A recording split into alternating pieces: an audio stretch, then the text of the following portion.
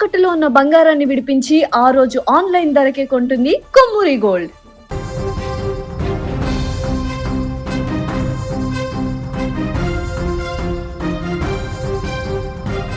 కేవలం 11,000 రూపాయలు కడితే చాలు ఏకంగా 25 కోట్ల రూపాయలు మీ అకౌంట్లో పడతాయి.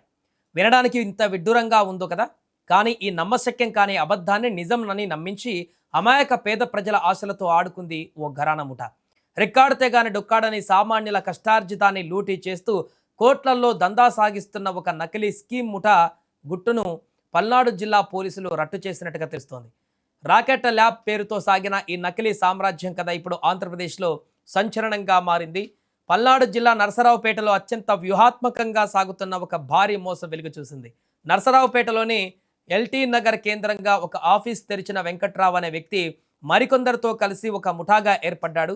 వీరంతా కలిసి రాకెట్ ల్యాబ్ పేరుతో ఒక నకిలీ స్కీమ్ను మార్కెట్లోకి తెచ్చారు. తక్కువ డబ్బుతో రాత్రికి రాత్రే కోటీశ్వరులు అయిపోవచ్చనే ఆశను మిడిల్ క్లాస్ పేద ప్రజలలో దట్టించారు. కేవలం 11,000 రూపాయలు కడితే ఏకంగా 25 కోట్ల రూపాయల భారీ మొత్తాన్ని ఇస్తామంటూ నమ్మశక్యం కాని వలవేశారు. ఈ ముఠా నమ్మకం కుదిరించడం కోసం ఒక నకిలీ టెక్నాలజీని కూడా వాడింది. కస్టమర్ల మొబైల్ ఫోన్లలోనే వారి అకౌంట్లో అప్పుడే 3 లక్షల రూపాయల బ్యాలెన్స్ ఉన్నట్లు ఒక ఫేక్ స్క్రీన్ను చూపించేవారు. దీంతో నిజంగానే డబ్బులు వచ్చాయని నమ్మిన బాధితులు ఆ 3 లక్షల రూపాయలను డ్రా చేసుకోవడానికి ప్రయత్నించేవారు. అయితే అక్కడే ఈ ఘరానా ముఠా అసలు లింక్ బయటపెట్టింది. ఇక ఆ డబ్బును విత్డ్రా చేసుకోవాలంటే ఖచ్చితంగా కేవైసీ పూర్తి చేయాలని, అందుకు మరో 3,500 రూపాయలు చెల్లించాలని షరతు పెట్టేవారు. ఇలా ఒక్కొక్కరి నుంచి విడతల వారీగా వేలాది రూపాయలు వసూలు చేస్తూ వందలాది మందిని ఈ ముఠా ముంచేసింది.